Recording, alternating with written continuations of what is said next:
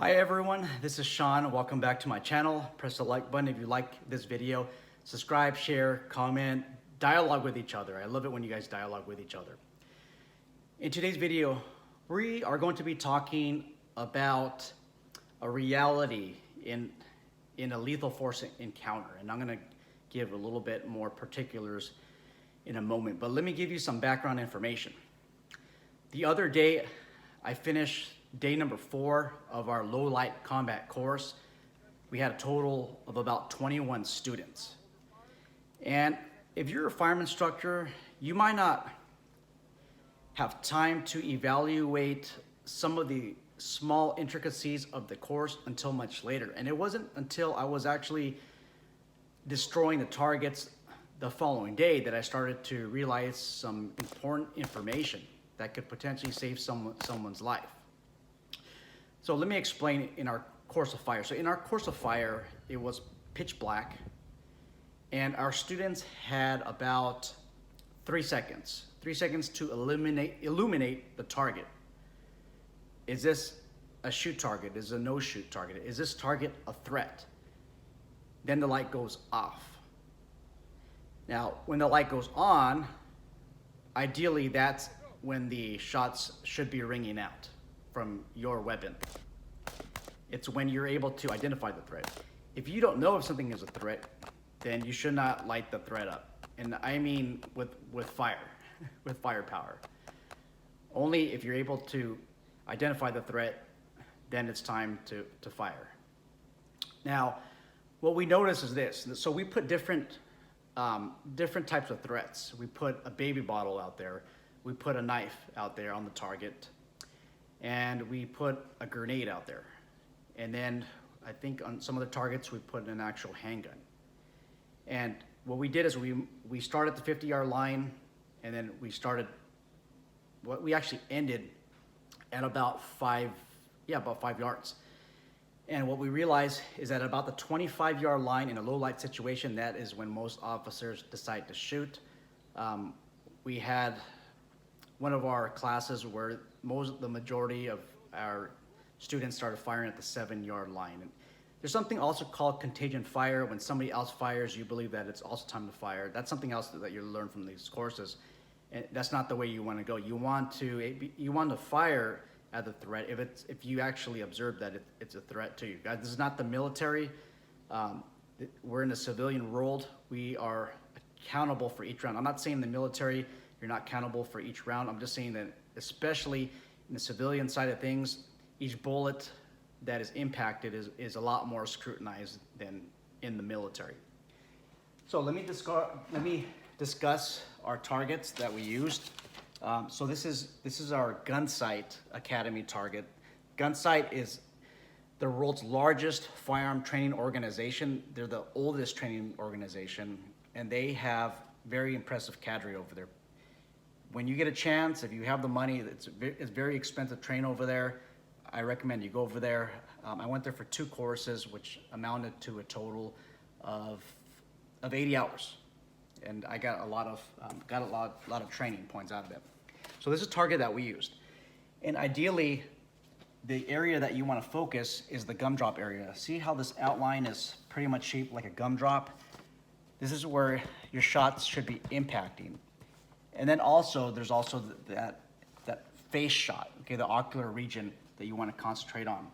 So the threat was presented, students had 3 seconds, and this is what I noticed after destroying all the targets, that most of the bullets impacted where the weapon was presented.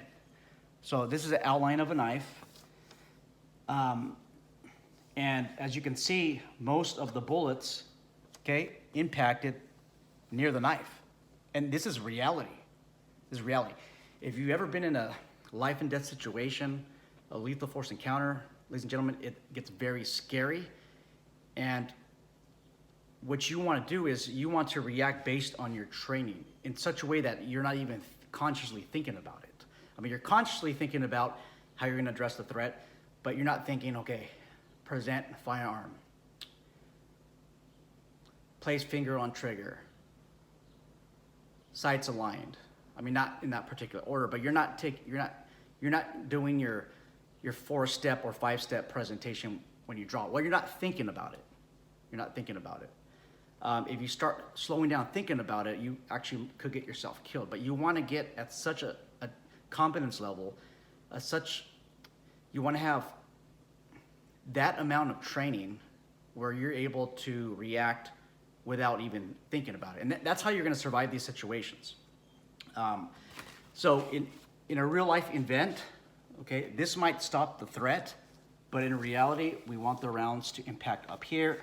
I went through all the targets, and about 75% of the time, most of the impacts are on the weapon or near the weapon, 75%.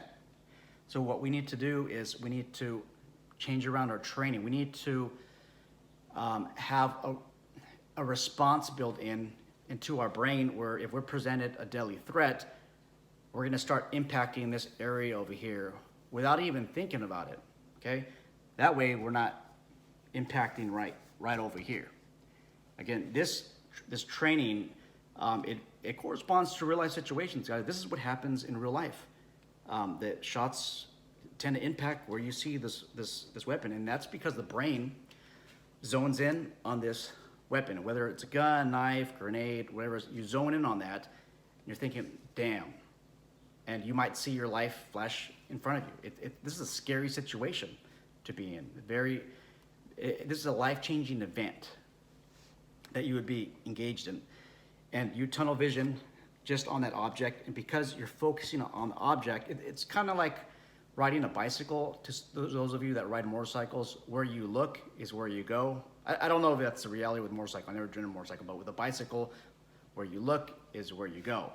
So I look at the knife, and these are where my shots tend to impact. So bottom line, ladies and gentlemen, make sure that you identify the threat at night. You're not just firing into the open. We're not wearing night vision goggles out there. Well, some of you guys are wearing night vision goggles, but most of us are not wearing night vision goggles. We need to illuminate the threat, determine whether or not this is a threat or not, and impact them in a combat effective zone. This is a zone that would stop the threat. They might need 2 hits, they might need 3 hits, maybe 1 hit. And while you're firing, it's easier if you're using a red dot system, but if not, if you're using iron sights, when you stop seeing that forward movement or that aggressive movement is when you should consider to stop firing. That maybe in that circumstance, that person is not a threat, but in that circumstance, it's up to you to decide when to stop firing. But in real life situations, you should see the person continue their aggressive behavior or stop, okay? So that's all I have today, ladies and gentlemen. Let me know what your thoughts are on this. Hopefully this brief I don't like to say training because it's not legal professional advice, but it could be training for you. Just talk to a firearm instructor, talk to somebody who knows what they're talking about, and see what they think about this video. Looking forward to dialogue. You guys all take care and be safe.